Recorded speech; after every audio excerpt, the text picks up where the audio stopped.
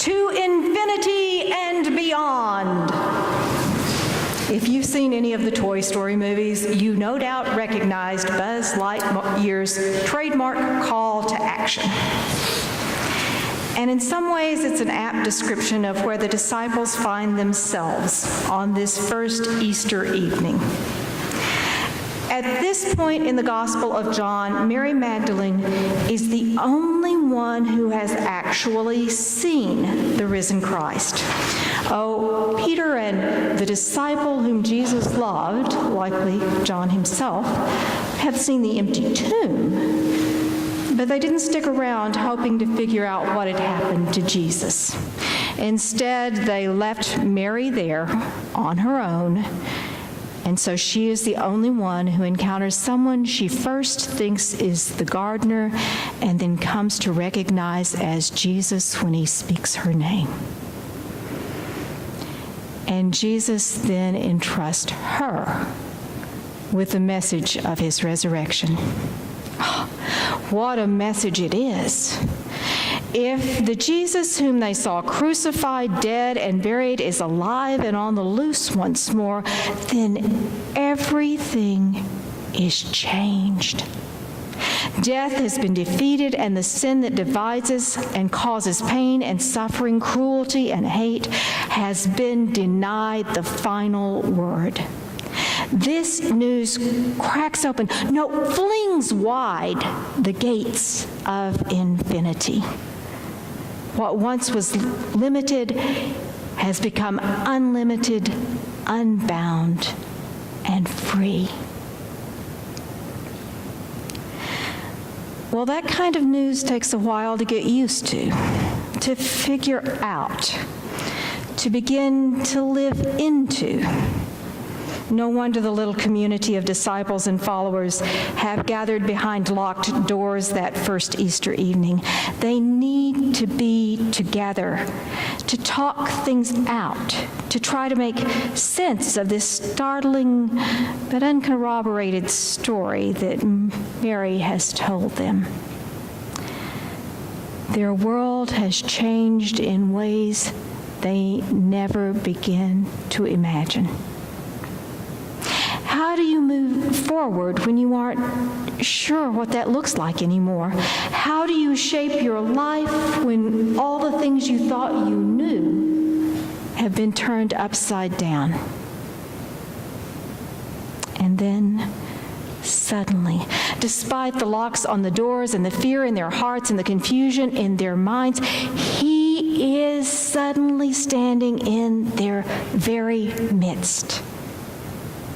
And for those who are there, any doubt vanishes.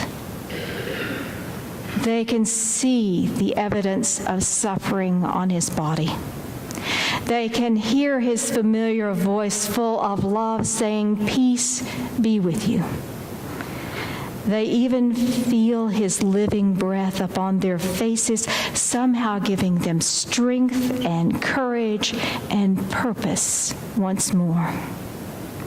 Like Mary at the tomb, now they too have seen the risen Christ. Well, except for Thomas. He's gone missing for some reason. Maybe they sent him out to get more bread and wine, or maybe he went to the tomb to look to see if he could find Jesus. Or maybe he went out to see what rumors were making the rounds. Or maybe he just needed some time alone to be with his grief and with this surprising and impossible news from Mary. Who knows? All we know is that as soon as he walks through the door, he can see it on their faces. Something big has happened, and he has missed it. "Oh, Thomas," they tell him, "we have seen the Lord." I don't know about you, But my heart just breaks when I imagine that scene. Their excitement and Thomas' disappointment. To be the one overlooked, left out, somehow not worthy of this wonderful thing that everyone else got to experience. Do I not matter to him? I hear him thinking. Did he even notice I wasn't here? Couldn't he have waited just a few more minutes? Oh. And then amid all that hurt and that longing, the words tumble out of his mouth that will mark him for the ages. Unless I see the mark of the nails in his hands, and I put my finger in the mark of those nails, and put my hand in his side, I will not believe. Oh, the things we say when we are hurting. And because of those words, we think of him as doubting Thomas, as if we ourselves never had a single moment of doubt or uncertainty. But there is so much more to Thomas than just his doubts, just as there is for all of us too. Earlier in this gospel, when Jesus announces that he is headed toward Jerusalem, and they all knew what that would mean, Thomas is the one who says, well, let us also go with him, that we might die with him. That's not a statement of doubt about Jesus or about his mission, but a firm declaration of intent and commitment. And on that last night when they will all be together before Jesus goes to the cross, when Jesus starts talking what sounds like nonsense about going ahead of them to prepare a place that they already know how to find, it's Thomas who says to him, Thomas who dares to say to him, how can we know the way when we don't know where you're going? Thomas dares to say what they're all thinking, even when no one else speaks up. He trusts Jesus enough to ask the question, to ask for clarity, when no one else has the courage to. And I think it's worth noting that a week later, a week that Thomas has spent with his questions and his doubts and his fears, a week later, Thomas is there with the others when Jesus comes again. Thomas doesn't give up on the gathered community as a place to come to know the risen Christ, even if he hasn't gotten to have the same experience that they did. And this time when Jesus comes, he says, "Peace be with you," and then he makes a beeline to Thomas. "Here you go," he says. "Put your finger in the wounds, your hand in my side. Whatever you need to do to believe, do it." Now, Jesus doesn't make that offer to anyone else. At the empty tomb, he even tells Mary not to touch him, not to hold on to him. And when he shows up that first Easter evening, he shows the others his hands in his side. But he doesn't say, "Come touch him." But for Thomas, Jesus does. He offers Thomas what Thomas says he needs. And in that moment, Thomas realizes that's not what he needed at all. He just needed to know that Jesus loved him, that he mattered, and so he falls to his knees and he declares, "My Lord and my God."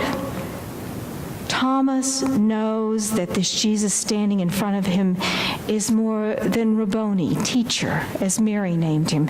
He is even more than just Lord, as the others called him. Thomas, that doubter, that risk taker, that questioner, is the one who recognizes that God's very own self, is somehow present in the risen Christ.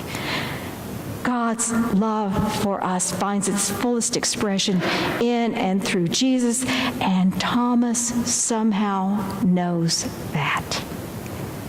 And somehow, knowing that, he never gets around to touching the wounds at all.